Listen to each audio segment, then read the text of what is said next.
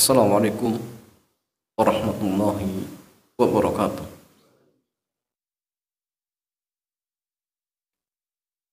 Alhamdulillah wassalatu wassalamu ala Rasulillah wa ala alihi wa sahbihi ajma'in. Amma ba'd. Ikhwan wa akhwati fillah. Alhamdulillah di kesempatan malam yang mulia ini Allah kembali pertemukan kita di majlis yang sangat mulia ini, yaitu majlis Talabul Ilmi. Dan di malam hari ini kita masih pada kitab Mukhtasar fil Aqidah karya Syekh Muhammad bin Jamil Zainu rahimahullahu jalla wa'ala. Dan malam hari ini jemaah kita masuk pembahasan seputar at-tawassul wa talabus syafa'ah. Tawassul dan meminta syafaat. Berkata mu'allif rahimahullahu jalla wa'ala, ma hiya anwa'ut tawassul.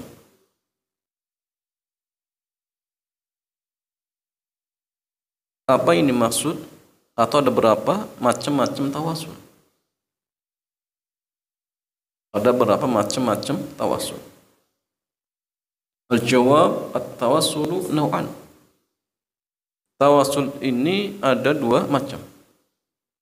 Tawassul itu ada dua macam. Masyru'un wa mamnu'un. Ada yang disyariatkan dan ada yang terlarang. Yang pertama, at-tawassul masyru'. Tawassul yang disyariatkan. Wa tawassulu bi asma'illahi wa sifatihi, yaitu bertawassul dengan nama-nama Allah dan sifat-sifatnya. Wal amali salihi, dan bertawassul dengan amal saleh. Wa talabid du'ai min ahya'i salihin, dan yang ketiga bertawassul dengan meminta doa dari orang-orang yang saleh yang masih hidup. Jadi jemaah sekalian, tawassul ada dua macam. Yang pertama disyariatkan, yang kedua terlarang. Yang disyariatkan ada tiga. Bertawassul dengan nama-nama dan sifat-sifat Allah. Yang kedua bertawassul dengan amal soleh yang pernah kita kerjakan. Dan yang ketiga bertawassul dengan orang soleh yang masih hidup. Dari ini jemaah sekalian, firman Allah Subhanahu wa taala, walillahil asmaul husna fad'uuhu biha. Dan Allah Subhanahu wa taala memiliki asmaul husna, nama-nama yang husna. Husna itu kebaikan atau keindahan yang sampai taraf puncak. Dari nama-nama yang sangat indah. Itulah nama-nama Allah. Makanya nama Allah itu pasti jamaah menunjukkan zat yang disifati, pasti. Itu diantara keindahan nama Allah Jalla wa'ala. Beda dengan kita ya. Ada orang namanya Muhammad, belum tentu akhlaknya baik. Ada orang namanya Hasan, kerjanya apa? Begal. Tapi Allah tidak jamaah. Allah Ar-Rahman, ya memang sifatnya Rahman. Allah Al-Alim, misalkan Al-Alim, ya memang sifatnya berilmu. Itulah Allah Subhanahu wa ta'ala. Makanya dikatakan asma husna. Fad'uuhu biha, maka berdoalah kalian dengan menyebut nama-nama tersebut kepada Allah Subhanahu wa ta'ala. Sehingga ini perintah untuk bertawassul dengan nama-nama dan sifat-sifat Allah Subhanahu wa ta'ala. Surat Al-A'raf.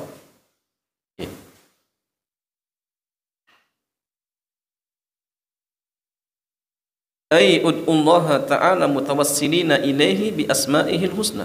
Maksudnya berdoalah kalian kepada Allah dengan bertawassul kepada Allah Jalla wa'ala menggunakan nama-nama Allah Jalla wa'ala yang husna. Dari yang lain jamaah, firman Allah Jalla wa'ala dalam surat Al-Ma'idah, ya ayyuhalladzina amanu taqullaha wabtaghu ilaihil wasilah. Wahai orang-orang yang beriman, bertakwalah kalian kepada Allah dan carilah wasilah yang akan menghantarkan kepada Allah. Ai taqarrabu ilaihi bi ta'atihi. Dekatkanlah kalian kepada Allah dengan mengerjakan ketaatan kepadanya.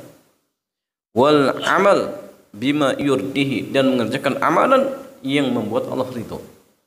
Ini artinya bertawasul dengan amal saleh. Dzakara Ibnu Katsir naqlan an Qatadah. Disebutkan oleh Imam Ibnu Katsir menukil dari Qatadah. Wa qala Rasulullah sallallahu alaihi wasallam, dan Nabi bersabda, as'aluka bikulli ismin huwa laka samaita bihi nafsa. Aku minta kepada Engkau ya Allah dengan seluruh nama huwa laka, yang menjadi milikmu dan yang Engkau namakan untuk dirimu. Itu pula jamaah sabda Rasulullah kepada sahabat yang bertanya kepadanya tentang murafa qatahu fil jannah, agar dia bisa menemani Nabi di surga. Maka Nabi bersabda, inni ala nafsik bi kathrati sujud. Tolonglah aku atas dirimu dengan banyak sujud. Ya, banyak sujud, banyak melakukan amal saleh. Ai as-shalah wa hiya minal amalis saleh, yaitu salat, dan ia termasuk amal saleh. Wa qissati ashabil ghar alladhi tawassalu bi a'malihim as-salihah fa farrajallahu jalla wa ala anhum. Itu pula seperti kisah orang-orang yang terjebak di dalam gua. Kemudian masing-masing bertawasul dengan amal soleh yang telah mereka kerjakan. Nah, sehingga ini menunjukkan bahwasannya tawasul dengan amal soleh itu diperbolehkan. Wa juzu tawassul bi hubbillah.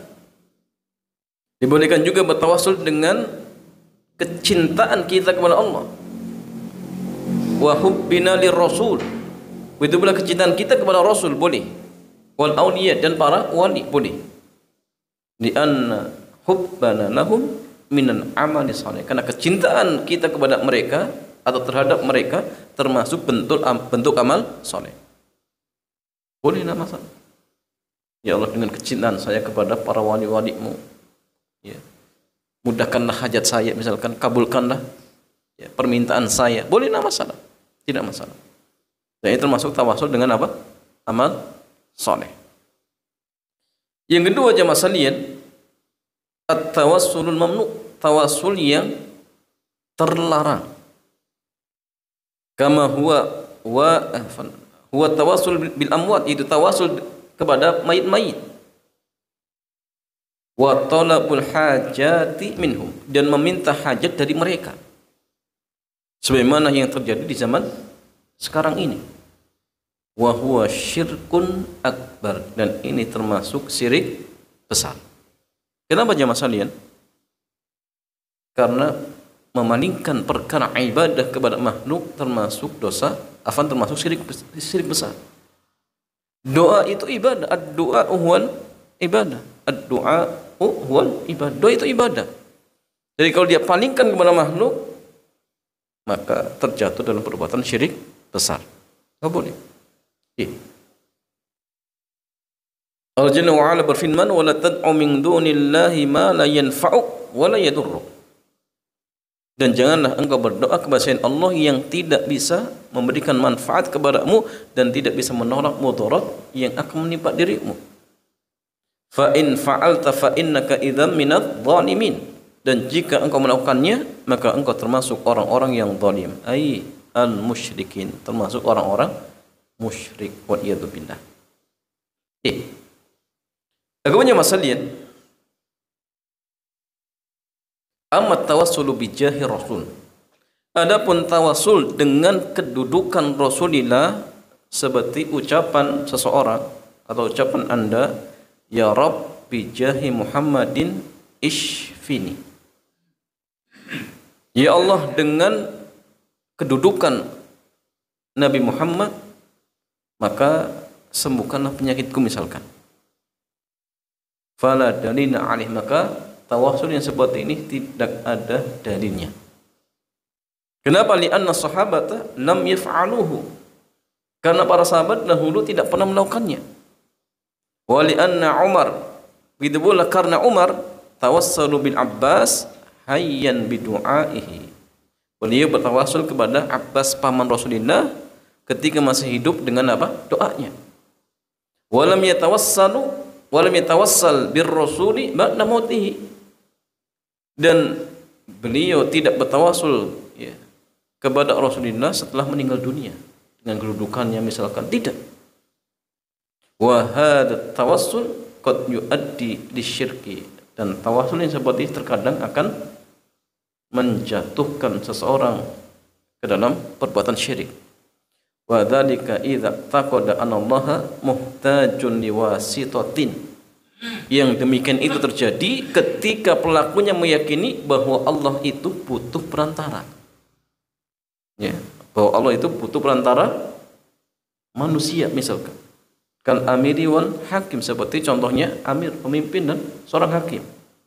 Kenapa? Li'annahu syabhul khaliq bin mahluk. Karena ketika itu jamaah sekalian ada bentuk menyamakan pencipta dengan makhluk. Nah, ini syirik. Makhluk iya butuh perantara, Allah tidak jamaah. Antum ya, punya hajat, minta langsung. Ngapain? Ya, bertawassul dengan makhluk. Ya, dengan keyakinan bahwasanya Allah butuh perantara, ini enggak boleh jamaah. Tidak diperbolehkan. Waqala Abu Hanifah, Abu Hanifah mengatakan akrahu an as'alallah bi ghairillah. Aku membenci meminta kepada Allah kepada selain Allah. Ya. Sehingga artinya masalian, sekali lagi tawassul itu ada dua macam ya. Bertawassul dengan tawassul yang disyariatkan dan tawassul yang dilarang. Tawassul yang disyariatkan ada tiga macam ya. Bertawassul dengan nama-nama dan sifat-sifat Allah, kemudian bertawassul dengan orang saleh yang masih hidup, atau bertawassul dengan amal saleh yang pernah kita kerjakan. Ini dibolehkan. Ya jamaah sekalian, at-tawassul lughatan, tawassul secara bahasa, huwa taqarrub ila syai'i bi syai'.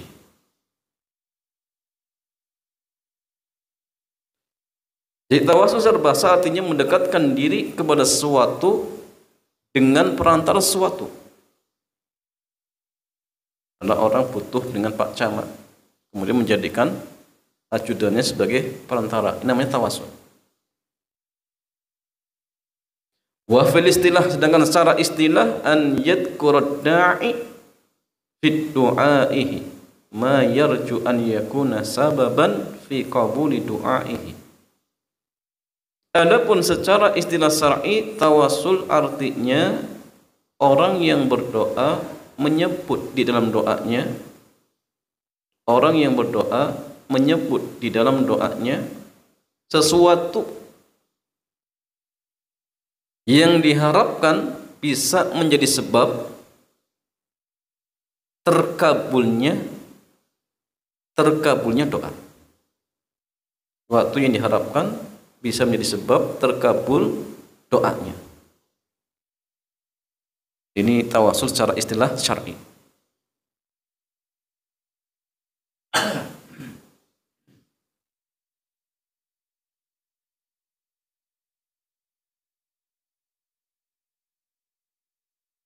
Ya jamaah sekalian, tawassul ada dua macam tadi ya. Yang pertama tawassul yang masyru', dan ini jamaah mencakup beberapa macam. Jadi tawassul yang masyru' itu mencakup beberapa macam. Yang pertama bertawassul dengan nama-nama dan sifat-sifat Allah. Dan tadi sudah kita sebutkan. Dalilnya walillahil asmaul husna fad'uuhu biha. Yang kedua at-tawassul ilallahi jalla wa ala bi dzikri wa'dihi jalla wa ala bi ijabati du'a'id da'in. Ya. Yang kedua bertawassul kepada Allah dengan menyebut janji Allah Jalla wa'ala yang akan mengabulkan doa bagi orang-orang yang berdoa kepadanya.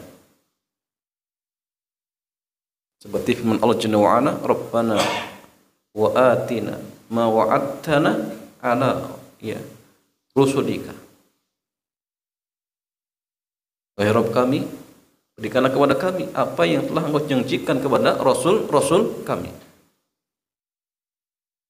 Contohnya jamaah, an yaqula da'i, seorang yang sedang berdoa mengatakan, Allahumma ya Allah, innaka wa'atta min man da'aka.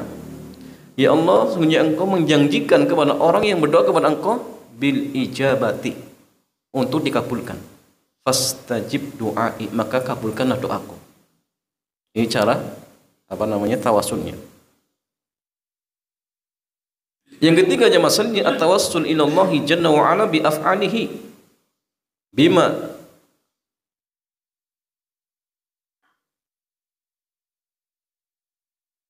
man bihi ala ibadihi. Bertawassul kepada Allah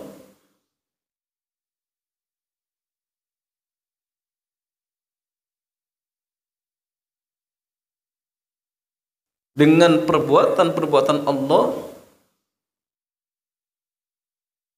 bima manna bihi ala ibadihi, dengan perbuatan-perbuatan Allah dengan sesuatu yang Allah berikan kepada hamba-hambanya. Jelas tidak jemaah? Bertawassul kepada Allah dengan sesuatu yang Allah berikan kepada hamba-hambanya. Contohnya gini, Allahumma ya Allah, kama razaqta fulanan, ya Allah, sebagaimana Engkau telah memberikan rizki kepada si fulan, farzuqni, maka berikanlah rizki kepadaku. Atau misalkan jamaah sekalian, Allahumma kama zawwajta fulanan fazawwijni, ya Allah, sebagaimana Engkau telah menikahkan si fulan, maka nikahkanlah aku. Ya Allah, sebagaimana Engkau mudahkan si fulan untuk nikah, maka nikahkanlah aku. Ya Allah, sebagaimana Engkau berikan istri yang cantik kepada si fulan, berikanlah istri yang cantik kepadaku. Boleh, nggak masalah. Ini tawassul. Ya.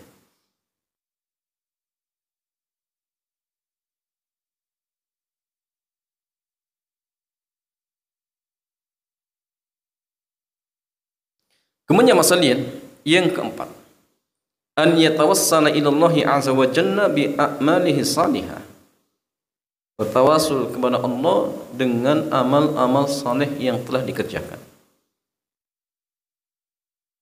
Contohnya jamaah, Allahumma inni as'aluka bi mahabbati laka wa lin nabiyyik Muhammadin sallallahu alaihi wasallam wa li jami'i rusulik wa awliyaik an tuhibbani an tunjibani antunjini minan nar.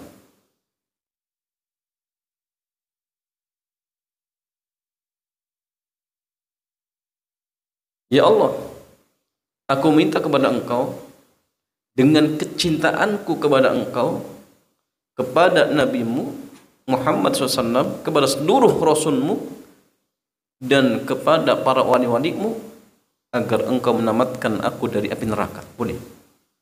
Karena mahabbah Nabi, mahabbah para Rasul termasuk amal saleh. Oh ya Allah, dengan sedekah saya yang ikhlas karena Engkau mudahkan urusan saya, ini boleh, tidak masalah. Yang kelima, an yatawassal ila Allah azza wa jalla bi dzikri halihi wa annahu muhtajun ila rahmatillahi azza wa jalla wa aunihi wa rizqihi. Bertawassul kepada Allah dengan menyebut keadaan dirinya, bahwasanya dirinya butuh kepada rahmat Allah, pertolongannya dan rizkinya. Sebagaimana doa Nabi Musa alaihi salam, Rabbi inni lima anzalta ilayya min khairin fakir. Wahai Rabbku, sungguhnya aku, bagaimana lima anzalta ilayya,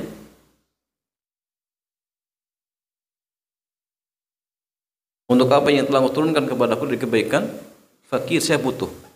Sungguhnya saya butuh terhadap apa yang Engkau turunkan kepadaku berupa kebaikan. Boleh tidak masalah. Ya Allah, saya butuh ini. Ya Allah, saya butuh itu dan ini misalkan. Tidak masalah, boleh.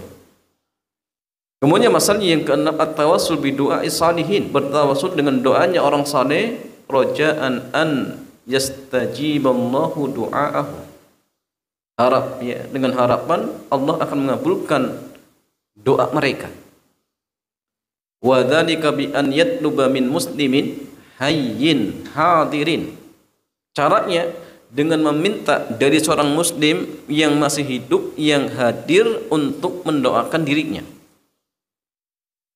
Wa huwa mawdhi'u khilaf, dan ini jamaah terjadi senang pendapat terkait boleh dan tidaknya.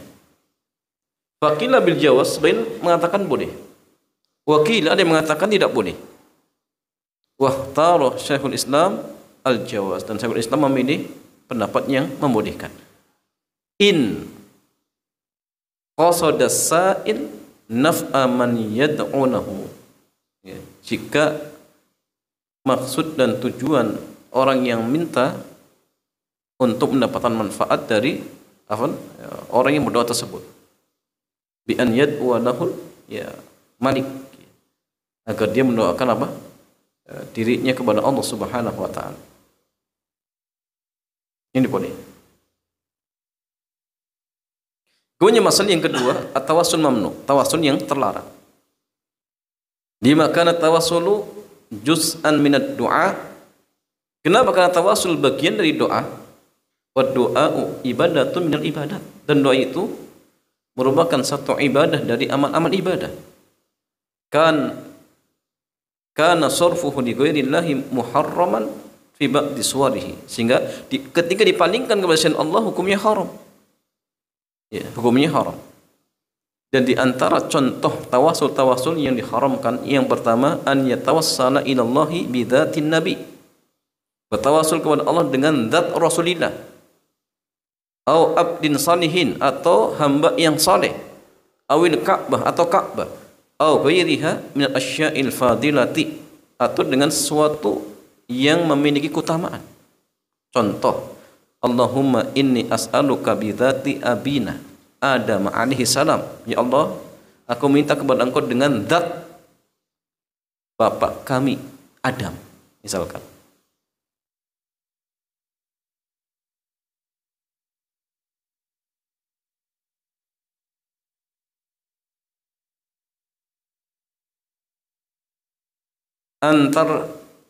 Antarhamani, agar engkau memberikan rahmat kepadaku. Ini enggak boleh. Dengan zat ya tidak boleh. Yang kedua, an yatawassala bihaqqi nabi. Bertawassul dengan hak nabi kita atau seorang nabi. Bertawassul dengan hak seorang nabi. Au abdin salihin, atau hamba yang saleh, atau Ka'bah, atau selainnya. Au an yatawassal bi jahi nabi, atau bertawassul dengan kedudukan Rasulullah atau nabi, atau kedudukan orang saleh, atau keberkahannya, ya. Atau dengan kuburannya misalkan, dan sejenisnya. Ini nggak boleh. Kemudian masallian an yatawassal bi asma'i syayatin, bertawassul dengan nama-nama syaitan. Aw bil alfadhi syirkiyati wa nahwi dzalika, atau dengan lafaz yang mengandung kesyirikan. Dan ini semua jamaah tidak diperbolehkan. Ya, tidak diperbolehkan. Ya. Kemudian masallian ikhwan wa fillah, hal yahtajud du'a liwasitati mahlukin. Apakah doa itu membutuhkan perantara makhluk? Al-jawab, la. La yahtajud du'a'u liwasitati mahlukin. Doa itu tidak butuh perantara makhluk. Allah berfirman, wa idza sa'alaka 'ibadi anni fa inni qarib. Dan apabila hamba-hambaku bertanya kepadamu tentang diriku, maka sesungguhnya aku itu dekat. Dan Nabi bersabda, innakum tad'una sami'an, sesungguhnya kalian berdoa kepada zat yang mendengar, qariban, yang dekat. Wa huwa ma'akum, dan ia bersama kalian. Bi ilmihi, dengan ilmunya, bisam yusmi'ukum wa yarakum. Jadi Allah mendengar dan Allah melihat. Ya, tapi ingat ya, jangan dipahami Allah bersama dengan kita kemudian diyakini zatnya bersama dengan kita, menyatu. Oh, ini keliru. Jadi ma'iyatullah, kebersamaan Allah itu ada dua macam. Kebersamaan yang sifatnya khusus dan kebersamaan yang sifatnya umum. Kebersamaan yang sifatnya umum tadi, Allah bersama kita dalam artian apa? Allah mengetahui, Allah melihat, Allah apa? Mendengar. Itu maksudnya. Dan seluruh makhluk diketahui oleh Allah, didengar oleh Allah, dilihat oleh Allah. Ini arti ma'iyatullah, kebersamaan Allah dengan makhluknya, seluruh makhluknya. Dalam artian tadi. Tapi kalau ma'iyatun khasatun, ma'iyat yang sifatnya khusus, ini jamaah sanian, khusus untuk orang-orang mukmin. Apa maksudnya? Maksudnya Allah akan menjaga, Allah akan melindungi, Allah akan menolong. Itu maksudnya. Makanya ayat-ayat seperti contoh misalkan innallaha ma'as-sabirin. Sebenarnya Allah itu bersama dengan orang-orang yang sabar. Maksudnya apa jemaah? Maksudnya Allah akan membantu, menolong, menjaga orang yang sabar. Ya. Nah, sehingga tidak ada satu ayat pun yang menunjukkan ayat-ayat ma'iyah atau dari menunjukkan Allah bersama kita kemudian diartikan apa? Menyatu zatnya, itu nggak ada jemaah. Ya kecuali akidahnya orang-orang yang deneh ya. Seperti contohnya orang-orang sufi yang mereka berkeyakinan kalau sudah mencapai derajat apa? Ma'rifat, maka ketika itu muncul dua keyakinan, al-ittihad atau wahdatul wujud. Menyatunya Allah dengan makhluk atau makhluk dengan Allah. Akamakal. Waliyatu billah. Sehingga tatkala itu sudah bebas syariat. Mau ngapain boleh. Ini keliru ya, ini keliru. Yang kenapa jamaah sekalian? Karena mereka tidak berdalil. Sekalipun berdalil keliru. Ya, contoh berdalil dengan firman Allah, wa'bud rabbaka hatta ya'tiyakal yakin. Sembahlah Allah sampai datang keyakinan. Ini pun keliru memahami. Ya, jadi mereka memahami ibadah itu ya sampai benar-benar yakin. Kalau sudah sampai titik ini berarti sudah apa jemaah? Selesai. Kalau sudah yakin Allah sebagai Tuhannya, oh berarti sudah selesai ibadah. Setelah itu bebas. Nah, ini keliru. Karena ayat tadi ditafsirkan oleh para ulama ahli tafsir, maksudnya apa? Sembahlah Allah sampai datang kematian. Jadi selagi ada ruh dan otak masih normal, maka wajib ibadah. Wajib untuk ibadah. Buktinya Rasulullah. Ya, sampai di detik-detik kematiannya beliau sholat. Bahkan di antara nasihat ataupun wasiat beliau as-sholat, as-sholat. Ya. Abu Bakar, Umar, Utsman juga sama. Sampai di detik-detik kematiannya mereka sholat. Ya, sehingga jamaah sekalian, jangan sampai keliru memahami arti ma'iyah. Ya. Karena yang dimaksudkan adalah kebersamaan baik dalam artian ilmunya, pendengarannya ataupun melihatannya, bukan zatnya, bukan zatnya. Kemudian hal yajuzu talabud du'a min ahya. Apakah dibolehkan meminta doa dari orang yang masih hidup? Al-jawab na'am. Iya. Yajuzu talabud du'a min ahya. Boleh meminta doa kepada orang yang masih hidup. La minal amwat, tidak kepada mayit-mayit. Ya. Jangan sampai salah ya. Karena mayit itu jamaah sekalian enggak mendengar. Kalaupun mendengar, enggak mungkin bisa mengabulkan. Kenapa? Karena enggak punya. Faqidu syai' la yu'ti.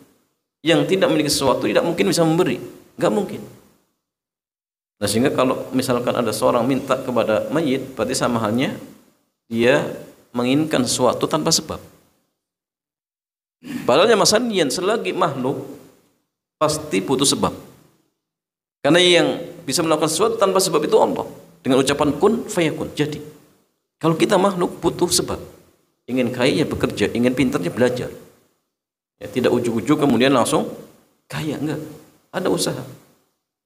Ya ada usaha, dan ini merupakan hikmah dari qada dan qadar seperti itu jemaah. Allah Jalla wa Ala berfirman yukhatib ar-rasul hayyan, ketika berbicara kepada Rasul ketika masih hidup, wastaghfir li dzambik wal mu'minina wal mu'minat. Dan beristighfarlah kepada Allah untuk dosamu dan kaum mukminin dan mukminat.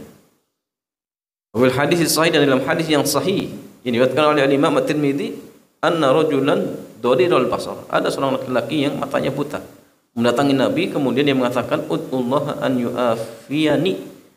Ya Rasulullah, doakanlah ya aku kepada Allah agar Allah menyembuhkanku. Ya, apa-apa. Maka ini menunjukkan bahwasanya dibolehkan meminta doa kepada orang yang masih hidup. Boleh, tidak masalah. Ya. Orang soleh tidak masalah, boleh.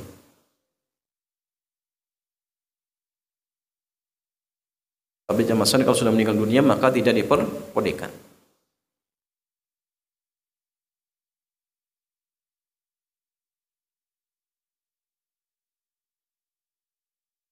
Kemudian masalah ma hiya wasitatur rasul. Apa yang maksud Rasulullah itu sebagai perantara? Al-jawab wasitatur rasul hiya tabligh. Ya. Jadi ini maksud Nabi sebagai perantara, maksudnya beliau adalah tabligh, yang menyampaikan apa? Risalah. Allah Jalla wa Ala berfirman, ya ayyuhar rasul balligh ma unzila ilaika mir rabbik. Sampaikanlah apa yang telah diturunkan kepadamu min rabbik, dari Rabbmu. Ya, ini maksudnya Nabi perantara antara Allah dengan hamba-hambanya. Karena wahyu melewati Rasulullah. Ya. Dari mereka Jibril, kemudian sampai disampaikan kepada Rasulullah, kemudian disampaikan kepada umatnya. Atau berdasarkan mimpi, kemudian Rasulullah sampaikan kepada umatnya. Dan Nabi bersabda, Allahumma syhad, ya Allah saksikanlah.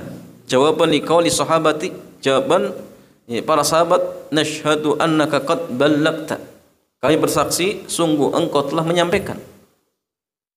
Nah, sehingga ini semua artinya jamaah bahwasanya Nabi sebagai perantara ya, antara Allah dengan kita, maksudnya apa? Sebagai penyampai risalah. Bukan perantara ketika berdoa, bukan, tapi perantara risalah. Ya, karena jamaah sekalian, risalah tidak mungkin ya, sampai kepada kita kecuali melalui Rasulullah sallallahu alaihi wasallam. Ya, sehingga ya, tidak boleh dalam beragama itu bersumber hanya dengan dugaan, hawa nafsu, nggak bisa. Tapi harus dengan dalil. Karena sekali lagi ya, perkara ibadah itu perkara yang tauqifiyah. Perkara ibadah, perkara yang tauqifiyah tidak bisa dikarang-karang. Tugas kita hanya mencari dalil. Kalau ada kita kerjakan, kalau tidak pun dikerjakan. Itulah prinsip akidah Ahlussunnah wal Jamaah. Wallahu taala a'lam bishawab. Demikian jamaah, mudah-mudahan bermanfaat. Selanjutnya seperti biasa kita buka tanya jawab, dipersilakan.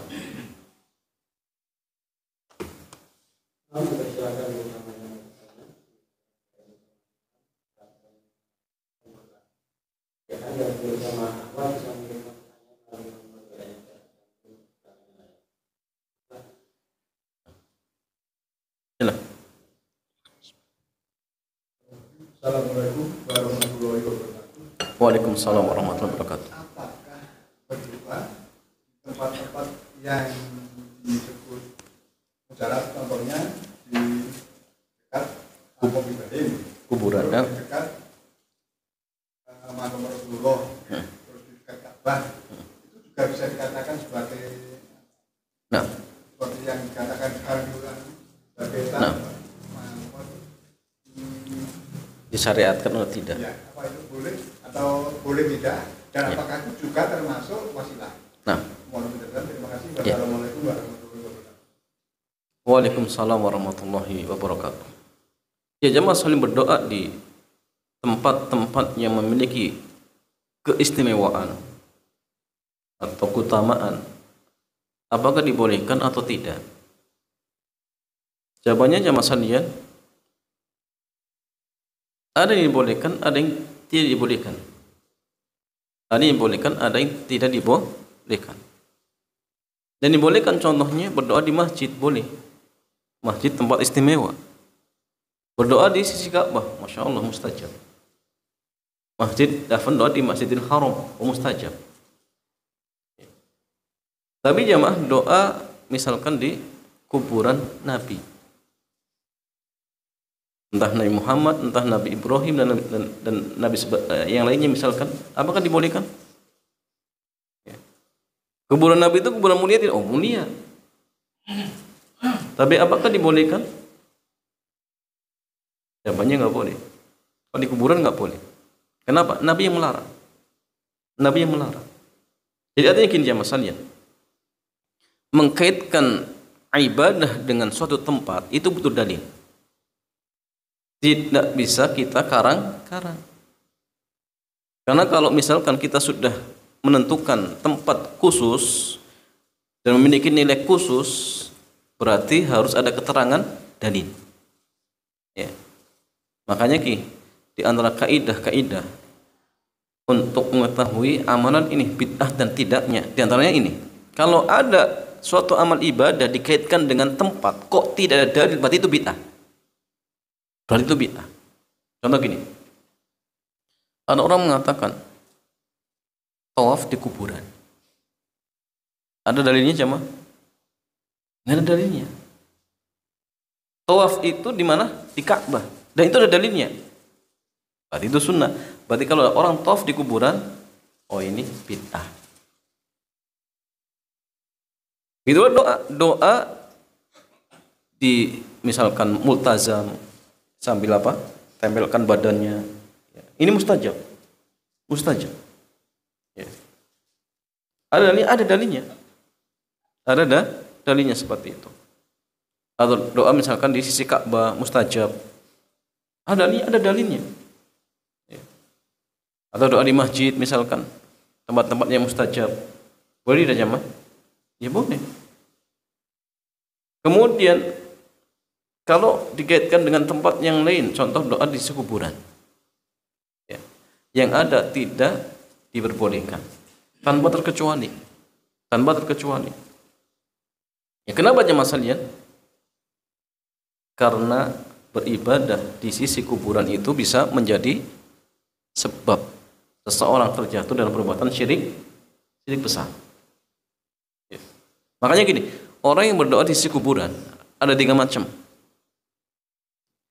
Yang pertama, berdoa di sisi kuburan untuk penghuni kuburan. Boleh tidak? Boleh. Doanya kepada Allah untuk penghuni kuburan, tidak masalah. Yang kedua, berdoa di sisi kuburan, berdoanya kepada Allah tetapi untuk kemaslahatan pribadi orang yang berdoa.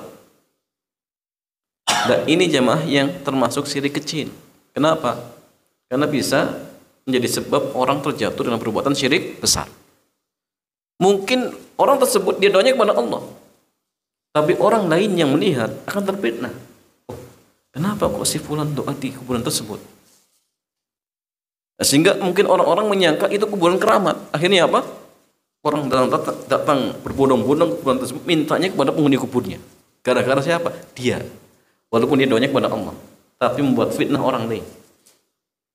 Kemudian yang ketiga, berdoa di sisi kuburan dan mintanya kepada penghuni kubur. Apa hukumnya?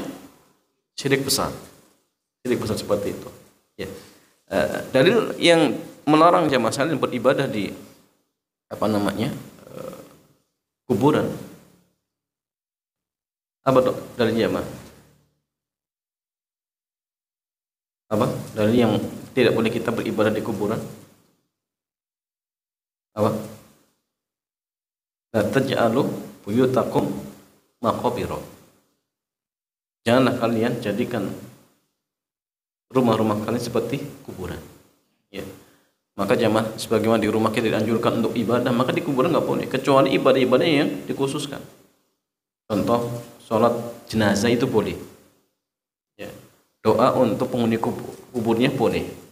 Tapi kalau untuk diri sendiri, maka tidak diperbolehkan karena bisa menjadi wasilah yang akan menghantarkan kepada syirik besar seperti itu.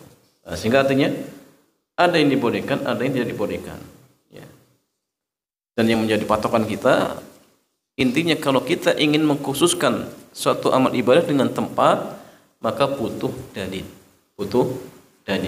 atau butuh keterangan seperti itu. Wallahu a'lam.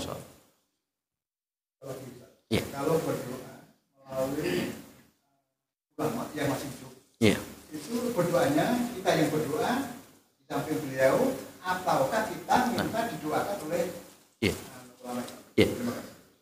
Jadi masalahnya bertawasul dengan orang soleh yang masih hidup. Bagaimana caranya? Caranya kita mendatangi orang tersebut kemudian minta agar orang itu mendoakan kita.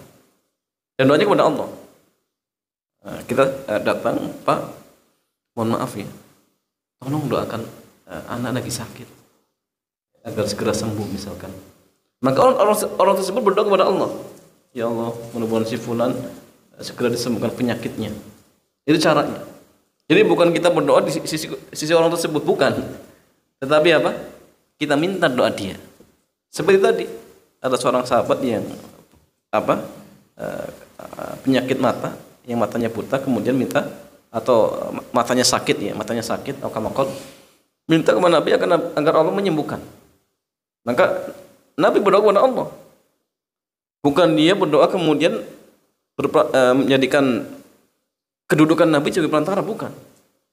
Misalkan Nabi di sisinya, kemudian dia berdoa, ya Allah, dengan kedudukan Nabi, ya Allah, kabulkan ya, hajat saya. Ini bukan seperti itu. Nah ini nggak boleh, kalau seperti ini nggak boleh. Tapi minta langsung kepada Nabi, kemudian Nabi yang berdoa. Seperti itu. Wallahu ta'ala a'lam bishawab.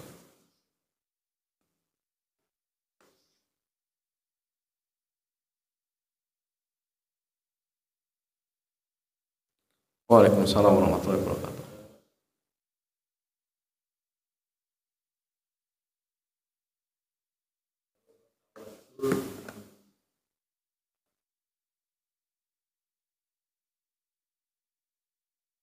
Bertawasul kepada para wali.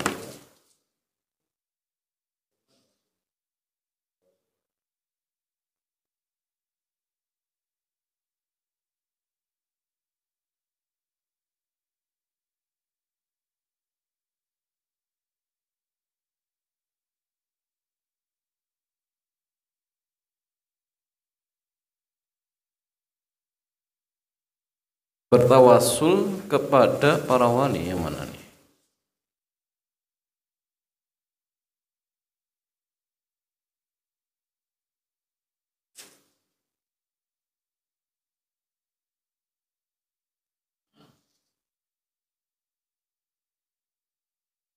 Mungkin ini jamaah bertawasul dengan kecintaan kita kepada para wali mungkin. Itu ya. Jadi kecintaan kita kepada para wali, kepada orang-orang saleh, kepada para nabi, para rasul. Maksudnya gini, bertawasul dengan amal soleh. Karena gini, mahabbah, kecintaan kita kepada para wali itu amal soleh. Atau kecintaan kita kepada Allah, kecintaan kita kepada Rasul, itu termasuk amal soleh. Sehingga dia bertawasul ya, kepada Allah Jalla wa'ala menggunakan amal soleh yang telah dia lakukan, yang telah dikerjakan. Ya Allah, dengan kecintaan saya kepada para wali, cintaan saya kepada para nabi, maka kabulkanlah urusan saya, ya, mudahkan urusan saya. Itu boleh. Dan ini sama halnya bertawasul dengan amal-amal soleh yang kita kerjakan. Karena mahabbah termasuk amal soleh seperti itu. Wallahu a'lam bishawab.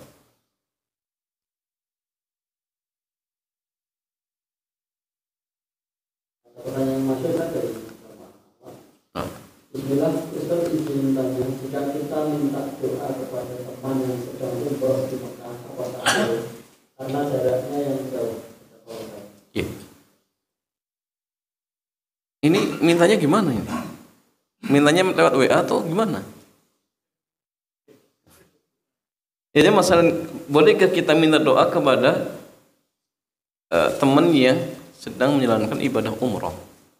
Ya. Kalau misalkan mintanya sebelum dia berangkat, tolong ya nanti pas antum sudah sampai di Mekah, doakan anak ya. Atau misalkan yang akhwat, Mbak tolong ya ketika antum sudah sampai di Ka'bah, tolong doakan saya. Maka nama sana, boleh. Dan ini namanya tawasul dengan orang saleh yang masih hidup. Atau misalkan telepon atau WA. Jangan lupa ya, doakan anak juga biar segera umroh. Nah, kemudian dia buka WA-nya, kemudian didoakan, boleh nama sana. Tapi kalau misalkan dia di sini kemudian pakai telepati. Ya Allah, apa misalkan dia berdoa, wahai fulan, tolong doakan saya. Padahal nggak ada apa? Nggak ada apa jamaah perantara yang menghubungkan antara dirinya dengan dia. Ya. Maka ini nggak boleh. Jadi kalau misalkan mintanya langsung maka nggak masalah. Atau misalkan lewat ya, SMS dan lain sebagainya maka tidak masalah. Asalkan jangan sampai dia bertawasul dengan kedudukannya atau dengan keadaannya, nggak boleh. Ya Allah, saya bertawasul kepada Engkau dengan ibadah yang sedang dikerjakan teman saya. Ini nggak bisa jemaah. Tapi kalau amal soleh kita boleh, tapi kalau amal soleh orang lain nggak bisa. Apalagi misalkan orangnya jauh nggak tahu misalkan. Nah, sehingga yang dibolehkan silakan minta langsung, hubungi langsung, kemudian minta agar dia mendoakan seperti itu. Wallahu taala alam.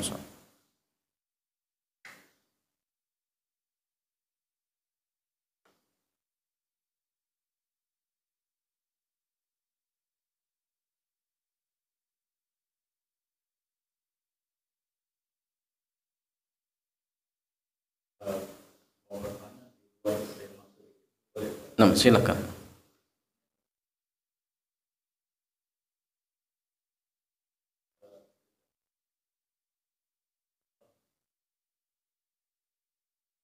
Nah,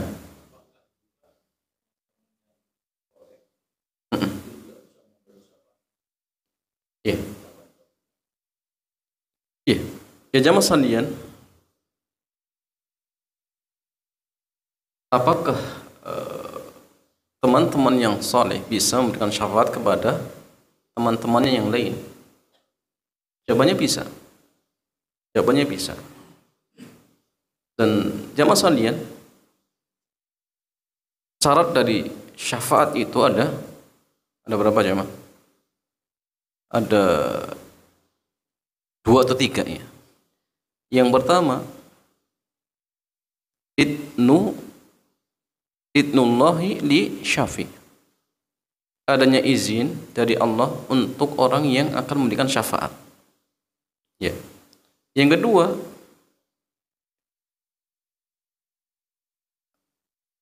wujudur ridha minallahi lil masyfu'i lahu.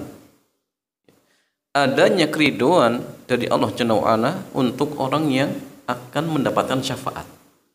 Atau orang yang berhak mendapatkan syafaat itu orang yang ucapan dan perbuatannya Allah ridhoi. Jadi kalau mungkin secara gampangnya ada 2 ya. Adanya izin, adanya keridhaan dari Allah. Izin untuk siapa? Untuk orang yang memberikan syafaat. Ridho untuk siapa? Ridho untuk orang yang mendapatkan syafaat. Ya. Makanya gini, sudut syafaat itu ada 3. Pemilik syafaat yang diizinkan untuk memberikan syafaat dan yang akan mendapatkan syafaat. Pemilik syafaat siapa? Allah. Ya. Yang akan diizinkan banyak. Contohnya Nabi Muhammad, Nabi dan Rasul yang lain, para malaikat, seorang anak yang meninggal belum balik, orang yang mati syahid, kemudian apa lagi jemaah? Quran, ya. Kemudian apa lagi? Ya. Apa? Puasa ya. Dan sebagainya amal soleh jemaah sekalian. Begitu pula muslim dengan muslim yang lain. Muslim dengan muslim yang lain. Dalilnya apa jemaah? Dalilnya kisah orang yang terakhir masuk surga. Kisah orang yang terakhir masuk surga. Jadi sudah orang masuk surga, kemudian ya Allah berfirman, ya, cari barangkali ada orang yang apa? Masih ada sedikit di dalam hatinya keimanan. Cari ternyata sudah ya hangus ya. Kemudian dicelupkan di sungai kehidupan. Ya, kemudian tumbuh layaknya apa? Tumbuhan seperti itu. Dan ini orang terakhir masuk surga. Orang terakhir masuk surga. Sehingga zaman sekali Allah Taala alam bisawab, sama muslim itu bisa memberikan syafaat. Bisa memberikan syafaat. Ya. Kita misalkan teman kajian atau mungkin kenal di dunia, bisa memberikan syafaat. Bisa memberikan syafaat. Tapi sekali lagi jemaah, dengan catatan adanya izin dari Allah, dan yang akan mendapatkan syafaat adalah orang yang berhak, orang yang ucapan dan perbuatannya Allah ridhoi. Itu catatannya. Ya. Tapi kalau misalkan ucapan dan perbuatannya Allah murkai, ya nggak mungkin. Atau misalkan Allah tidak meridhoi, ya nggak bisa. Afwan, Allah tidak mengizinkan, maka tidak bisa. Karena syafaat itu milik Allah Subhanahu wa taala. Sehingga gini, kalau antum ingin kelak di akhirat mendapatkan syafaat, mintanya kepada siapa? Kepada Allah. Ya Allah, jadikanlah Rasulullah orang yang diizinkan untuk memberikan syafaat kepadaku. Minta kepada Allah. Jangan minta kepada Nabi. Karena Nabi sudah meninggal dunia. Beda kalau nanti ketika dibangkitkan di padang mahsyar, kemudian kita mendatangi Nabi, ya minta agar Nabi apa? Memberikan syafaat. Ya tentu akhirnya Nabi meminta kepada Allah. Itu boleh, tidak masalah, langsung. Tapi kalau sekarang sudah nggak bisa, karena Nabi sudah meninggal dunia. Nah, sehingga kalau ingin agar Nabi bisa memberikan syafaat, mintanya langsung kepada Allah. Atau dengan mengamalkan sunnahnya, dengan membaca doa setelah adzan dan lain sebagainya, itu bisa menjadi sebab Rasul kelak akan memberikan syafaat kepada kita setelah ada izin dari Allah Subhanahu wa taala seperti itu. Wallahu a'lam. Ya, silakan. Ya, silakan. Saya pernah baca dalam buku bahwa orang kena air. Nah, Ada kata-kata, bila terkena penyakit air, berdoalah kepada Allah, mohon perlindungan dengan kalimat Allah yang sempurna. iya. Dari gangguan setan, racun, serta gangguan air yang buruk. Iya. Yang utama yang saya tanyakan, yang dimaksud dengan kalimat yang Allah yang sempurna. Iya. Ya, jamaah sekalian, apa ini maksud dengan kalimat-kalimat Allah yang sempurna? Maksudnya Al-Qur'an. A'udzu bikalimatillahi tammati min syarri ma khalaq. Aku berlindung dengan kalimat-kalimat Allah yang sempurna, Al-Qur'an. Ya. Sehingga ini doa perlindungan agar kita tidak terkena penyakit ain. Karena penyakit ain itu penyakit yang jadikan sebab oleh Allah, ya, menjadi banyak sebab umat Rasulullah itu meninggal. Jadi umat Rasulullah itu banyak meninggal gara-gara penyakit ain. Ya, penyakit yang memang disebabkan karena pandangan dengki. Pandangan dengki. Orang lihat sesuatu yang menakjubkan, kemudian timbul kebencian. Maka ini dipandang akan apa? Jatuh sakit. Jatuh sakit. Sekedar benci saja itu bisa kena. Yang dipandang kena. Jadi yang mandang itu, yang awalnya mungkin dia kagum, tapi karena tidak berdoa, tidak mendoakan, akhirnya timbul apa? Kebencian. Oh, kenapa kok dia akhirnya benci. Ketika muncul kebencian, mungkin saja karena penyakit ain. Ya. Apalagi kalau misal ada keinginan, ya Allah mudah-mudahan nikmatnya segera hilang. Oh, ini lebih parah lagi. Lebih parah lagi seperti itu. Nah, sehingga untuk mencegahnya dianjurkan untuk mendoakan agar dengki itu hilang. Barakallahu fiik, ya, barakallahu laka misalkan. Begitu pula orang yang dipandang tadi untuk dapat terhindar, ya, bentengi dengan zikir-zikir. Baik zikir pagi petang ataupun zikir-zikir yang lain seperti itu. Kalau anak yang belum bisa, maka orang tuanya yang membaca doa perlindungan. Orang tuanya. Bisa bapaknya, bisa kakeknya dan lain sebagainya seperti itu. Seperti Nabi membentengi Hasan dan Husain. Ya, jadi yang doa yang bisa. Kalau anak kecil belum bisa, maka orang tuanya. Bukan dikalungkan apa? Kalungkan tamimah jimat atau kalungan apa jemaah? Ya, kalung, ya, pesel dan lain sebagainya, bukan. Tapi bacakan doa perlindungan, ya, agar Allah menjaga anak-anak kita seperti itu. Wallahu ta'ala alam. Jadi penyakit ain ini justru korbannya objeknya, subjeknya. Bukan subjek, objeknya. Objeknya yang kena seperti itu. Pelakunya kena dosa. Pelakunya kalau dia misalkan memang sengaja berdosa. Sengaja. Kalau sengaja berdosa. Tapi kadang ada yang nggak sengaja. Ya. Seperti pernah kejadian ada seorang anak jatuh sakit, berobat kemana-mana nggak sembuh. Ternyata dia kena ain oleh bapaknya sendiri. Ya. Mungkin bapaknya pas mandang anaknya awalnya mungkin kagum, ya, tapi ternyata mungkin muncul nggak suka dalam hatinya. Oh, kenapa kok anak saya ganteng, kok saya nggak ganteng misalkan. Karena itu mungkin saja jemaah. Makanya untuk menepis itu doakan barakallahu laka. Semoga Allah memberikan keberkahan. Sehingga dengki-dengki itu hilang. Ya, itu caranya seperti itu, jemaah. Nah, sehingga kalau misalkan sengaja ya jelas berdosa, kalau tidak ya tidak berdosa seperti itu. Dan cara penyembuhannya dengan dua cara. Bisa dimandikan dengan bekas wudu atau mandinya. Kalau tidak, diruqyah. Bacakan Al-Qur'an atau misalkan bisa dimandikan dengan daun bidara yang dibacakan ayat Al-Qur'an. Seperti itu. Boleh. Mungkin karena kalimat yang seperti tadi kan disebutkan oleh Ustaz Quran. Nah, Quran itu kan banyak. Apakah ada kalimat-kalimat khusus yang dalam hal ini untuk mengobati penyakit? Secara umum seluruh ayat Al-Qur'an bisa digunakan sebagai obat. Karena Allah berfirman, "Wa nunazzilu minal Qur'ani ma huwa syifaa'un wa rahmatun lil mu'minin." Tetapi memang ada ayat-ayat tertentu yang memang dipakai, seperti contohnya Al-Fatihah, ayat kursi. Tetapi secara umum semuanya bisa. Semuanya bisa seperti itu. Wallahu ta'ala a'lam bishawab. Ya, demikian jamaah sekalian, mudah-mudahan kajian kesempatan malam hari ini bermanfaat. Kita tutup. Subhanakallahumma bihamdik, asyhadu an la ilaha illa anta astaghfiruka wa atubu ilaik. Assalamualaikum warahmatullahi wabarakatuh.